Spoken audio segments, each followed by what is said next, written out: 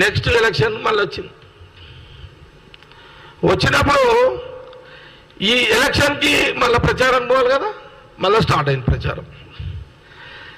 ఏ ఊళ్ళో పోతే మళ్ళీ బ్రహ్మరథమైనట్టు నాకు ఎవరికి, ఈ స్వతంత్ర సమరయోధుడు ఎమ్మెల్యే గారికి, కరెంట్ ఇచ్చిన ఎమ్మెల్యే గారికి మొదటి కరెంట్ కదా. ఎక్కడ పోతే అక్కడ నువ్వు ఎందుకు తిరుగుతున్నావు సార్ అంటున్నట.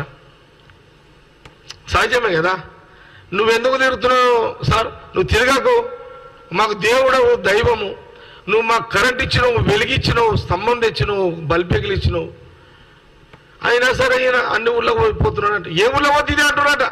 నువ్వు ఎందుకు తిరుగుతున్నావు, ఇంటికాడనే ఉండు మేము వేస్తాము, ఇంటికాడనే ఉండు మేము వేస్తాము, ఇంటికాడనే ఉండు నువ్వు మేము వేస్తాము అని. ఈయన సంతోషం. అరే జనం చూసినావా ఎంత, అయినా సరే తిరగాలి కదా, తిరిగిండు.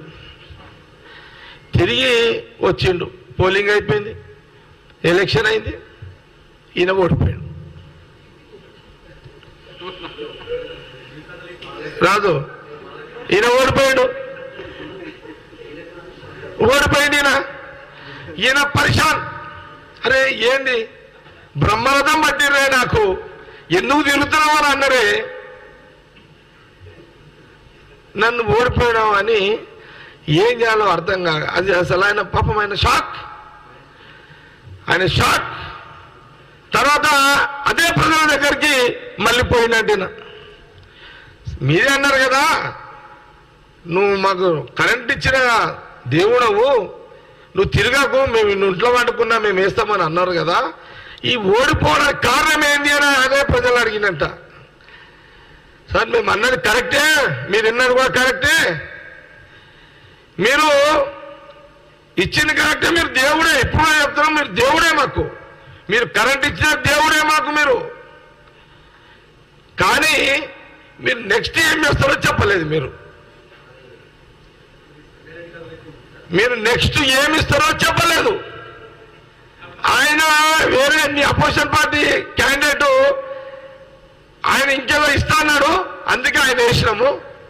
మీరు ఇప్పటికీ దేవుడే, మీరు ఏమిస్తారో చెప్పలేదు కాబట్టి ఆయన ఏదో ఇస్తా అన్నాడు.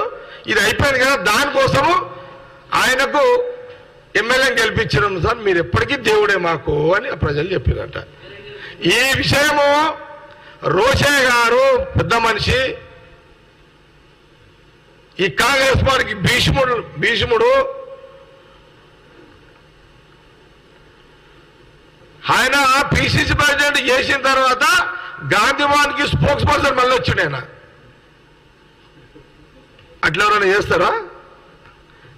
అంత జ్ఞానవంతుడు రోషయ్య గారు జరిగిన విషయాన్ని చెప్పాడు.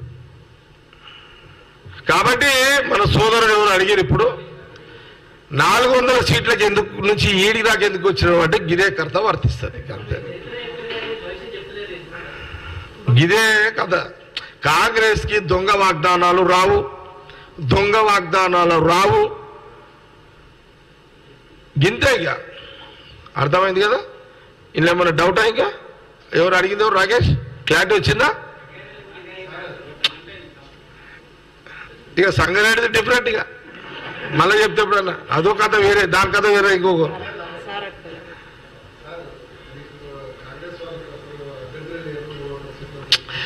తిరుపతి రెడ్డి చిల్లికి వచ్చాల్సి ఇవన్నీ వదిలేయండి. మోడీని వదిలేయండి.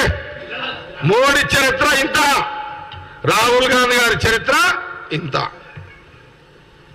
మోడీ చరిత్ర ఇంతనే, జ్ఞాపకమే. కానీ ప్రధానమంత్రి కావచ్చు, కానీ మోడీ చరిత్ర ఇంత. రాహుల్ గాంధీ గారి కుటుంబము, రాహుల్ గాంధీ చరిత్ర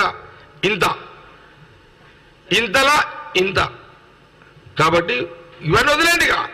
అందుకే నేను రోషా గారు చెప్పిన కదా, వాస్తవం చెప్పినది. క్లారిటీ వచ్చిందా తిరుపతి? Thank you.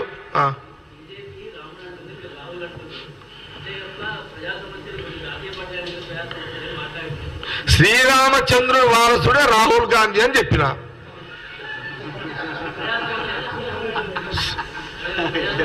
కుల మతాలకు అతీతుడు శ్రీరామచంద్రుడు భగవానుడి వారసుడే. కుల మతాలకు అతీతమైన సెక్యులర్ పార్టీ కాంగ్రెస్ రాహుల్ గాంధీ వారసుడు శ్రీరామచంద్రుడికి.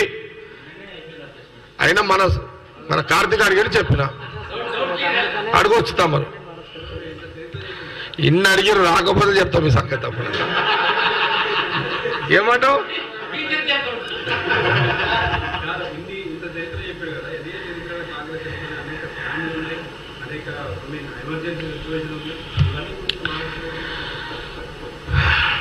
ఇంట్లో తండ్రి తల్లిది ఒకటే చెప్పేసి క్లోజ్ చేస్తే, తల్లిదండ్రులు ఇద్దరు పిల్లలను అంటారు.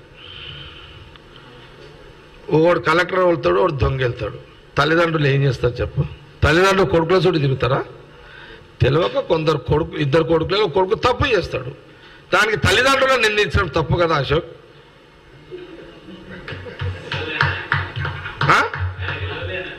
మాకు తల్లిదండ్రులు ఎవరు? కాంగ్రెస్ పార్టీ. ఆనాటి నుంచి నెహ్రూ గారు, మహాత్మా గాంధీ, నెహ్రూ గారు, వాళ్ళ కుటుంబం, ఇందిరాగాంధీ గారు, రాజీవ్ గాంధీ గారు, సోనియా గాంధీ గారు, ఈరోజు ప్రియాంక గాంధీ అండ్ రాహుల్ గాంధీ గారు కాంగ్రెస్ పార్టీ తల్లిదండ్రులు.